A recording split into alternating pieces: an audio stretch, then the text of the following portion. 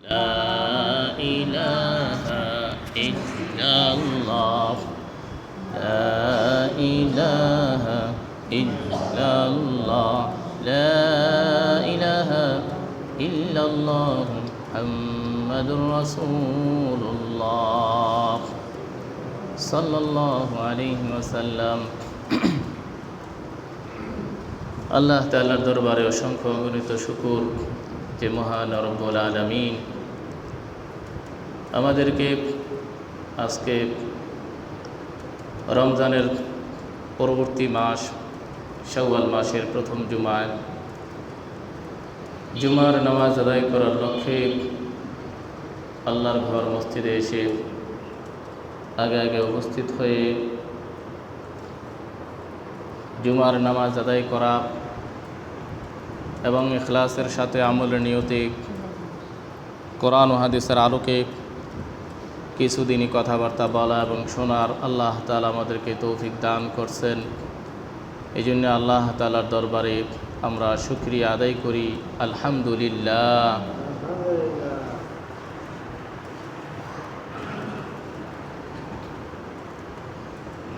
এটা রমজানের পরবর্তী মাস শাওয়াল মাস, আরবি হিসাবে শাওয়াল। তো রমজানের যেমন বিশাল ফজিলতপূর্ণ মাস চলে গেছে, এই শাওয়াল মাসও নফল একটা ইবাদত আছে, একটা ফজিলতের রোজা আছে। রমজানের রোজা রাখছি আমরা ফরজ রোজা, সেটা রাখতেই হবে। আর শাওয়াল মাসের নফল রোজা আছে 6টা। রাসূলুল্লাহ সাল্লাল্লাহু আলাইহি ওয়াসাল্লাম এ ব্যাপারে একটা হাদিস এরকম আছে যে মান সামা রমাদানা সুম্মা আতবাআহু সিত্তাম মিন শাওয়াল কানা কাসিয়ামিদ দাহর। তো রাসূলুল্লাহ সাল্লাল্লাহু আলাইহি ওয়াসাল্লাম ফরমান, যে ব্যক্তি রমজান মাসে রোজা রাখবে, রমজান মাসে রোজাগুলা রাখার পরে পরবর্তী মাস যখন আসে শাওয়াল মাস, সে শাওয়াল মাসে যখন সে 6টি রোজা রাখবে, তাহলে কেমন জানে সে পুরো 1 বছর কী করলো, রোজা রাখলো। সুবহানাল্লাহ। তাহলে এটা নফল ইবাদত, কেউ চাইলে রাখতে পারেন, ফজিলত পাইবেন, না রাখলে গোনাহ হবে না। এই জন্য কী হবে না, কোনো পাপ হবে না। কেউ রাখতে পারলে আলহামদুলিল্লাহ, ভালো, ফজিলত আছে, পাবেন। আর কেউ রাখছে, আমি রোজাটা রাখছি, আরেকজনে রাখলো না, হ্যাঁ কেমন জানি, এরকম মনোভাব রাখা যাবে না, যেহেতু রোজা কি নফল। তবে ফরজের ক্ষেত্রে আপনি কঠোরভাবে প্রয়োগ করতে পারবেন কথাবার্তা, যা কিছু আছে, নামাজ হোক, রোজা হোক, জাকাত হোক, যতগুলা 5টা যে ব্যক্তি আছে, ইসলামের যে বুনিয়াদ ব্যক্তি কয়টা, 5টায়। 5টার মধ্যে এগুলো কি করা যাবে না, ছাড়া যাবে না, এগুলো করতেই হবে। আচ্ছা, আজকে আমরা আলোচনা করব ইসলামের বুনিয়াদের ভিত্তির একটি বিষয় নিয়ে। ইসলামের ভিত্তি হয়েছে মোট 5টি। কালিমা মানে লা ইলাহা ইল্লাল্লাহ মুহাম্মাদুর রাসূলুল্লাহ, এটা বিশ্বাস করা, এবং আল্লাহর রাসূল সাল্লাল্লাহু আলাইহি সাল্লাম আল্লাহর বান্দা এবং রাসূল, এই কথাটা বিশ্বাস করা, এবং নামাজ, জাকাত, রোজা, এগুলো। তো রোজা চলে গেছে, আছে জাকাত। এই জাকাত সম্পর্কে আমরা আজকের জুমার আলোচনা করব ইনশাআল্লাহ। রোজার মধ্যে আমরা অনেকে দিছি ফেতরা, ওইটা ফরজ না, ওয়াজিব ছিল। আর জাকাত যেটা, সেটা ফরজ। কেউ যদি জাকাতটা রমজানে দিয়ে দেয় তাহলে ফজিলত বেশি, ভালো। আর রমজানে ফরও কি করা যায়, জাকাত দেওয়া যায়। ধরুন যখন যার জাকাতের সময় হয়েছে, যে কোনো মাসে হইতে পারে, কারো জমা টাকা জমছে ধরুন রমজানে 2 মাস পরে, তো পরবর্তীতে আবার রমজানে 2 মাস পরে ঘুরে আসলে সে তার জাকাতটা কী হবে, তার জন্য ফরজ হবে, তখনই তার জন্য কি ফরজ। রমজান এই যে দিতে হবে এরকম না, কেউ একটু আগে দিয়ে দিলে দিতে পারে, ভালো ফজিলত পাবে। এটা ফরজ। জাকাত এটা কি ফরজ ইবাদত। নামাজ যেমন ফরজ, জাকাতও কি ফরজ। জাকাত এটা নেশাব পরিমাণ সম্পদের মালিক হইলেই তাকে কি করতে হয়, জাকাত দিতে হয়। আর নেশাব কি 7.5 ভরি স্বর্ণ তার সমপরিমাণ টাকা, অথবা 52.5 তোলা রূপা তার সমপরিমাণ টাকা। যদি 1 বছর এটা কি তার ঋণ টিন সব কিছু বাদ দিয়ে অতিক্রান্ত হয়, তখন তাকে এর শতকরা 2.5% কী করতে হয়, জাকাতটা দিতে হয়। তো জাকাত দিলে অনেকে মনে করে তো এই টাকাটা আমার ছিল, এটা জাকাতটা দিয়ে দিছি, কইমা যায়। অনেকের যুক্তি কি হয়, জাকাতটা দিলে তার সম্পদ কি হয়, কইমা যায়। আর আল্লাহ বলেন, রসুল বলেন এটা বৃদ্ধি পায়। ইয়ামহাকুল্লাহুর রিবা ওয়া ইউরবিস সাদাকাত। আল্লাহ বলেন যে সুদটা এটাকে নিশ্চিহ্ন করে দেয়, আর সাদাকা জাকাত এটা তার সম্পদকে কি করে দেয়, বৃদ্ধি করে দেয়, পাক ও পবিত্র করে দেয়। জাকাতের মাধ্যমে সম্পদ কি হয়, পবিত্র হয়, বৃদ্ধি পায়। যেমন ধরেন একটা যুক্তি দেই আমি, প্রত্যেক দিন সারা পৃথিবীতে, ধরেন না সারা বাংলাদেশেই কি পরিমাণ গরু জবাই হয়, প্রতিটা বাজারে তো গরু জবাই হয়। কুরবানি ঈদে কী পরিমাণ গরু জবাই হয়। বছরে গরু জন্ম দেয় কয়টা, একটা। এখন আসেন একটা কুকুরে বছরে জন্ম দেয় কয়টা, 4টা 5টা 6টা। কয়টা জন্ম দেয়, 6টা। হ্যাঁ, আরও বেশিও দেয়। কুকুর ডেলি জব করে কয়টা, করা হয় একটাও না। তো চলতে ফিরতে রাস্তাঘাটে এতগুলা, প্রত্যেক দিন এতগুলা গরু জবাই করা হয়। কুরবানি ঈদে কোটি কোটি গরু জবাই করা হয়। তারপরও সব বাড়িতে বাড়িতে সব জায়গায় কি আছে, একটু বড় বড় কি আছে, গরু আছে। এতগুলো জবাই করার পরও এটাই বৃদ্ধি। এটা একটা যুক্তি, এটা কোরআন হাদিসের কথা না, দেখছেন। আর কুকুর, একটা কুকুর কেউ জবাই করে না, আর বছরে বিয়ানো দেয় কটা, 5-6টা করে। তারপর ওগুলা কি বেশি একটা দেখা যায় না, দেখছেন। তো সম্পদ যারা জমা করবে, জাকাত যাদের হবে, এটা এইভাবে সিস্টেমে কি হয়ে যাবে, যদি জাকাত না দেয়, যদি জাকাত না দেয়, সিফা সাফাই সিস্টেমে রোগ শোক, হ্যাঁ, মামলা মোকদ্দমা নষ্ট হয়ে যে কোনো সিস্টেমে এটা কি চলেই যাইব। কারণ জাকাতটা যখন ফরজ হয়ে যায়, গরিবের একটা হক আপনার আওতায় চলে আসে, তখন আপনি এটা খেয়ে ফেলেন, গরিবের হকটা আপনি খাইছেন, যার কারণে আপনি তো এটা কী হয়ে যাবে, যে কোনো সিস্টেমে এটা বিচ্ছিন্ন হয়ে যাবে, এটা থাকবে না, যে কোনো সিস্টেমে এটা কি চলে যাবে। তো রসুল্লাহ সাল্লাল্লাহু আলাইহি ওয়াসাল্লামের জমানায় এক ব্যক্তি রসুল্লাহ সাল্লাল্লাহু আলাইহি ওয়াসাল্লামকে জিজ্ঞেস করলেন, ইয়া আল্লাহ রসুল, জাকাত দিলে কি হয়, কি হয়? তখন রসুল্লাহ সাল্লাল্লাহু আলাইহি ওয়াসাল্লাম বলেন যে মান আদ্দা যাকাতা মালিহি ফাকাদ যাহাবা আনহু শাররা। রসুল্লাহ সাল্লাল্লাহু আলাইহি ওয়াসাল্লামের স্পষ্ট সহিহ হাদিস। রসুল বলেন, তখন জবাব দিলেন যে যে ব্যক্তি তার সম্পদের জাকাত সে আদায় করবে, ফাকাদ যাহাবা আনহু শাররা, তার থেকে মুসিবত, বিপদ আপদ, সংকট, খারাপি, এগুলো কি হয়ে যাবে, দূর হয়ে যাবে। সুবহানাল্লাহ।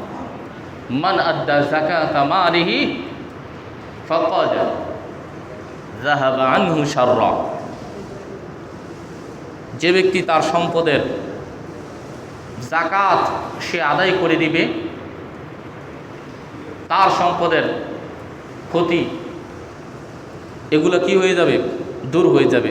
মানে তার সম্পদরা অটুট থাকবে, পুত পবিত্র হবে এবং বৃদ্ধি পাবে, বিপদ আপদ মুসিবত এগুলো কি হয়ে যাবে?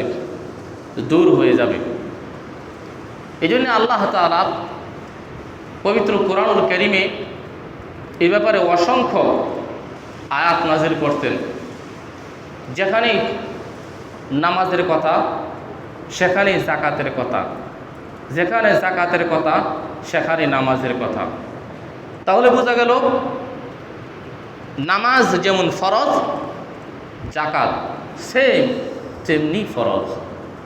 আল্লাহ তাআলা এক আয়াতে বলেন, ওয়ালা ইয়াহসাবান্নাল্লাযীনা ইয়াবখালুনা বিমা আতাহুমুল্লাহু মিন ফাদলিহি হুয়া খায়রুল লাহুম বাল হুয়া শাররুল লাহুম সায়ুতাওয়াকুনা মা বাখিলু বিহি ইয়াওমাল কিয়ামাহ ওয়ালিল্লাহি মিরাসুস সামাওয়াতি ওয়াল আরদ ওয়াল্লাহু বাসীরুম বিমা তা'মালুন।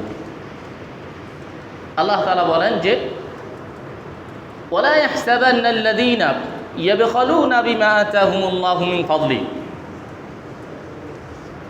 আল্লাহর অনুগ্রহের মাধ্যমে যাদেরকে আল্লাহ তাআলা ধন সম্পদ দিয়েছেন, এই ধন সম্পদ পেয়ে যারা যাকাত না দিয়ে ইয়াবখালুনা বখিলামি করবে, বখিলামি করবে, যাকাত ফরজ হয়েছে যে যাকাত দিবে না, এই ধারণা করে যে যাকাতের সম্পদটা আমার 2 লাখ টাকা আছে, 2 লাখ টাকা থেকে 5,000 টাকা আমাকে দিয়ে দিতে হবে, 5,000 টাকা তো আমার কমে যাবে, সেই চিন্তা চেতনা নিয়ে সে যখন বখিলামি করবে আর এই ধারণা করবে যে এটা তার জন্য উত্তম, যদি না দেয় তাহলে তার 5,000 টাকা তার রয়ে যাবে, এটা উত্তম, এই ধারণা যার উপর যাকাত ফরজ হয়েছে সে যখন এই ধারণা করবে, বাল হুয়া শাররুল লাহুম, না, তার এই ধারণা মিথ্যা, ভুল, তার জন্য এটা কখনো কল্যাণকর হইতে পারে না। আল্লাহ স্পষ্ট বলে দিয়েছেন, বাল হুয়া শাররুল লাহুম ওয়ালা ইয়াহসাবান্নাল্লাযীনা ইয়াবখালুনা বিমা আতাহুমুল্লাহু মিন ফাদলি হুয়া খায়রুল লাহুম। অনুগ্রহের মাধ্যমে যে সম্পদ আল্লাহ তাআলা তাকে দান করেছেন, সে সম্পদে সে ধারণা করে হুয়া খায়রুল লাহুম, তার জন্য সেটা উত্তম। আল্লাহ বলেন লা বাল হুয়া শাররুল লাহুম, বরং এটা তার জন্য অনেক ক্ষতিকর, অনেক ভয়ঙ্কর জিনিস।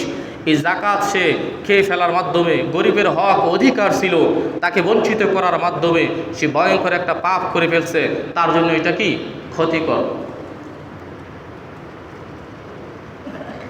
বাল হুয়া শাররুল লাহুম সায়ুতাওয়াকুনা মা বাখিলু বিহি ইয়াওমাল কিয়ামাহ, কিয়ামতের দিন তাকে তার গলায় বেড়ি পরিয়ে দেওয়া হবে এই সম্পদ দিয়ে,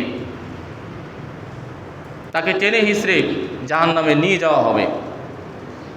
সায়ুতাওয়াকুনা মা বাখিলু বিহি ইয়াওমাল কিয়ামাহ, কিয়ামতের দিন। ওয়ালিল্লাহি মিরাসুস সামাওয়াতি ওয়াল আরদ, আর আসমান এ জমিনে যা কিছু আছে সব কিছুর মিরাস একমাত্র কার জন্যে? আল্লাহর জন্যে। আমাদের যে সম্পদ হয়েছে আমরা অর্জন করিনি, এই সম্পদ আমাদেরকে দিয়েছেন কে? আল্লাহ। তাহলে এই সম্পদ যা কিছু আছে সব হক অধিকার কার? মিরাস কার? আল্লাহ।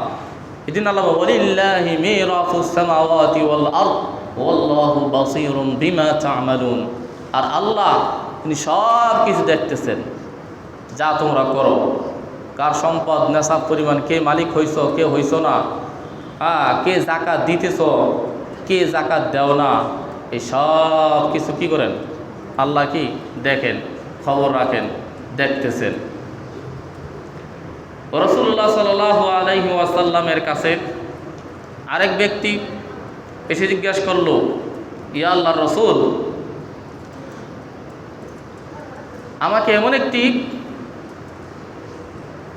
আখবিরনি বিআমাল, যে আমাকে এমন একটি আমলের খবর দেন, ইউদখিলনাল জান্নাহ, যে আমলের মাধ্যমে আমি জান্নাতে চলে যেতে পারবো, এরকম কয়েকটি আমলকে আমাকে কি করেন বলে দেন। নবীজির কাছে প্রশ্ন করলেন, হাদিস। তো রাসূল সাল্লাল্লাহু আলাইহি ওয়াসাল্লাম জবাব দিলেন যে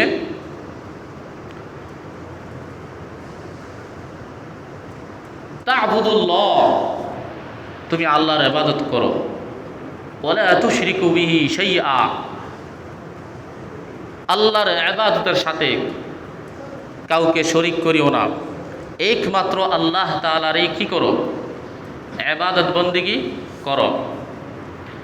ওয়া তুকিমুস সালাত, এবং নামাজ প্রতিষ্ঠা করো, নামাজ আদায় করো, তুমি নিজে নামাজ আদায় করো, তোমার ঘরে স্ত্রী পুত্র ছেলে সন্তান পাড়া প্রতিবেশী যারা আছে নামাজ করে না, তুমি নামাজ আদায় করো, তাদেরকে বলে বলে তাদেরকে নামাজ পড়ানোর জন্য এইভাবে তুমি বলতে বলতে এই নামাজটা কি করো, প্রতিষ্ঠা করো।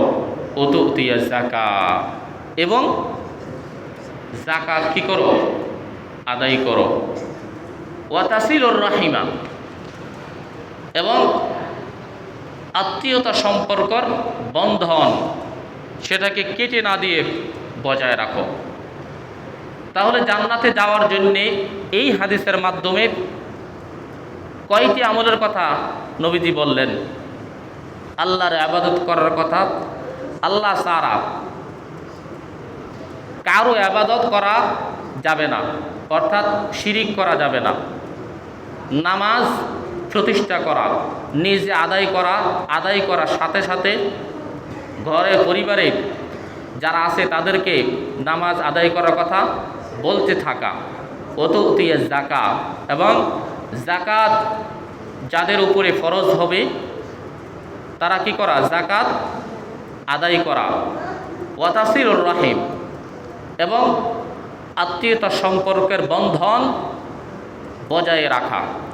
এই পাঁচটা আমলের কথা রাসূলুল্লাহ সাল্লাল্লাহু আলাইহি ওয়াসাল্লাম ওই সাহাবীকে বলে দিয়েছেন যে এগুলা তুমি করতে থাকো, এই আমলগুলা তোমাকে জান্নাতে পৌঁছে দিবে।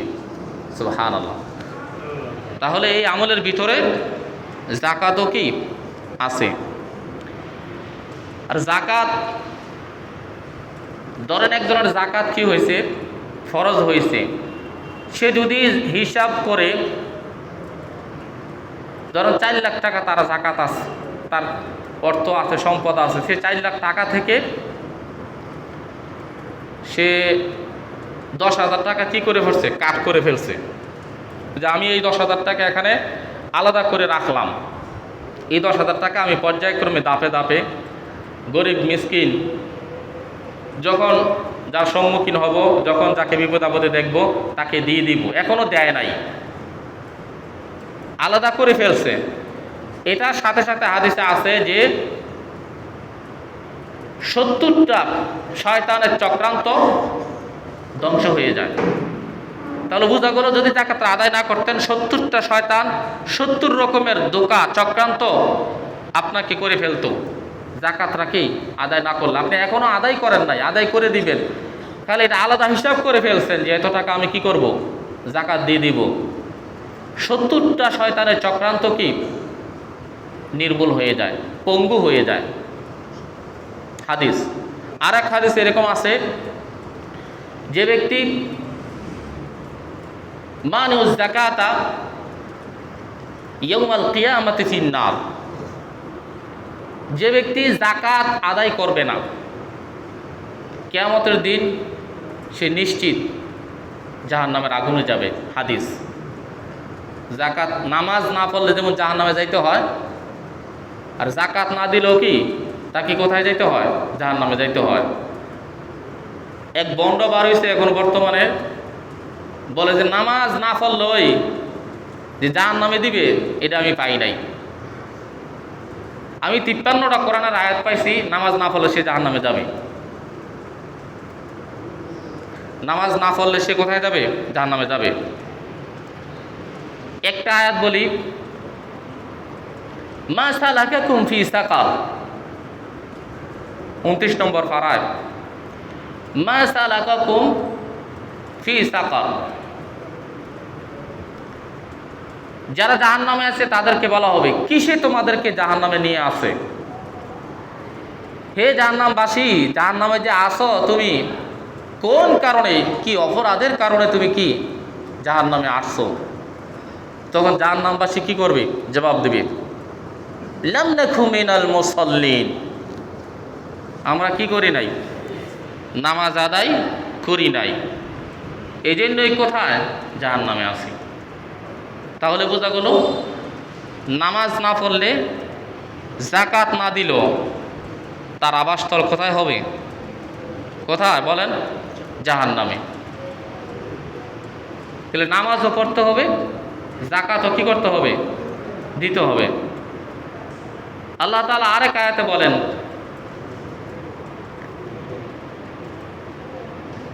ইন্নাল্লাযীনা আমানু ওয়া আমিলুস সলিহাত, নিশ্চয়ই ওই সমস্ত লোক যারা যাকাত আদায় করবে এবং সৎ নেক কাজ করে যাবে,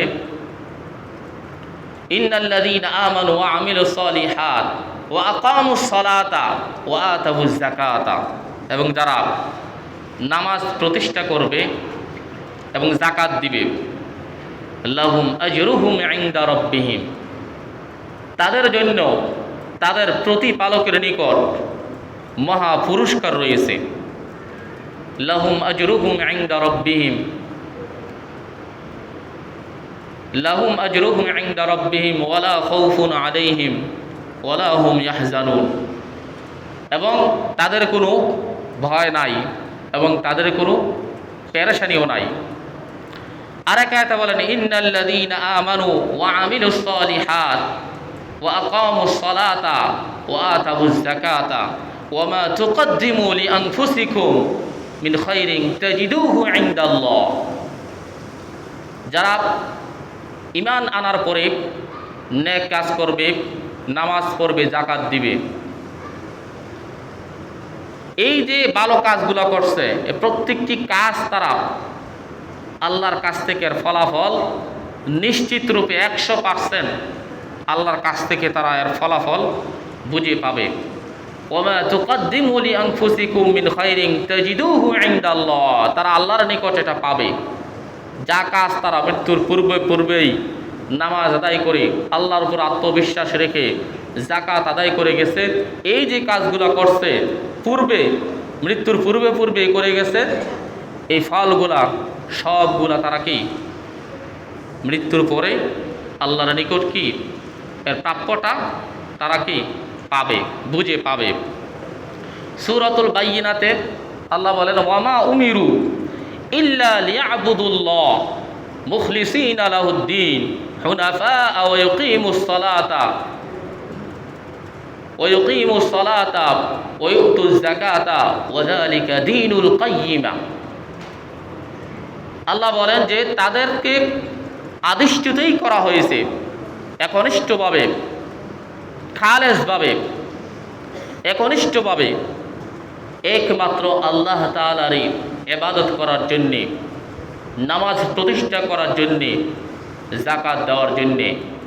ওয়া যালিকা দীনুল কাইয়্যিমা, এটাই সঠিক দিন, ধর্ম, সঠিক দিন ইসলাম, প্রকৃত ইসলাম তো এটাই, সঠিক ধর্ম, প্রকৃত ইসলাম তো এটাই, যে তার উপর যখন যাকাত ফরজ হয়ে যাবে তখন সে যাকাতগুলো কি করে দিবে? আদায় করে দিবে, গরিবদেরকে বন্টন করে দিয়ে দিবে। যাকাত এই শব্দটাই পবিত্র, এর অর্থই কি? পবিত্র, পবিত্র করা। সম্পদরাও নাপাক হয়ে যায় যাকাত যখন হয়ে যায় না দিলে, তো যাকাতটা দেওয়ার মাধ্যমে কি হয়ে যায়? সম্পদরা পবিত্র হয়ে যায়। আল্লাহ তাআলা আমাদের সকলকে, আমাদের যাদের আল্লাহ তাআলার অনুগ্রহের মাধ্যমে আল্লাহ তাআলা আমাদেরকে, যাদেরকে ধনাঢ্য করছে, আমাদের প্রত্যেককে আল্লাহ তাআলা যাকাত আদায় করার তৌফিক দান করুন, আমিন। যাকাত স্বর্ণ রূপার এগুলো যাকাত, অনেকের ঘরে আছে দেখা গেছে স্বর্ণ ব্যবহার করে না, রূপাও করে না, আলমারির ভিতরে বছর বছর রেখে দিছে, সেটা নিসাব পরিমাণ হইলে যাকাত যদি না দেয়, হাদিসের মধ্যে স্পষ্ট আছে এই ব্যাপারেও, যে এগুলাকে জাহান্নামের আগুন দিয়ে উত্তপ্ত করে তার সামনে পিছনে এগুলা দিয়ে তাদেরকে সেক দেওয়া হবে, এই স্বর্ণ দিয়ে এবং এই রূপা দিয়ে জাহান্নামের আগুন দিয়ে উত্তপ্ত করে। আর জাহান্নামের আগুনের উত্তপ্ততা কেমন? দুনিয়ার আগুন থেকে 70 গুণ বেশি তাপ। ধরেন এখানে যদি আগুন লাগে, আগুনের তাপ হয়তো 10 হাত 20 হাত দূরে যাবে, আর জাহান্নামের আগুনের তাপ হয়তো এখানে লাগলে আপনার একেবারে বাঁশগাড়ি পর্যন্ত যাবে তাপ, এত তাপ। এরকম তাপ হবে জাহান্নাম। ওই তাপের আগুন দিয়ে স্বর্ণরূপা জ্বালিয়ে সেটা দিয়ে তাদের সামনে পিছনে কি করা হবে? ছেক দেওয়া হবে। সে স্বর্ণ রূপা দিয়ে জাকাত আদায় কি করলে? জাকাত আদায় না করলে। আল্লাহ তাআলা আমাদের সকলকে জাকাতের গুরুত্ব ফজিলত বুঝার, যাদের জাকাত ফরজ হয়েছে, জাকাতগুলোকে শুধু রমজানে দিতে হবে এরকম না, যারা এখনও জাকাত দেয়নি, জাকাত এটা গরিবের হক, তাদের হক তাদেরকে সুন্দরভাবে বুঝিয়ে দেওয়া। আল্লাহ তাআলা আমাকে এবং আমাদের সকলকে সেই মন মানসিকতা তৈরি করে দেখ। আমিন। ওয়া আখির দাওয়ানা আনিল হামদুলিল্লাহি রাব্বিল আলামিন।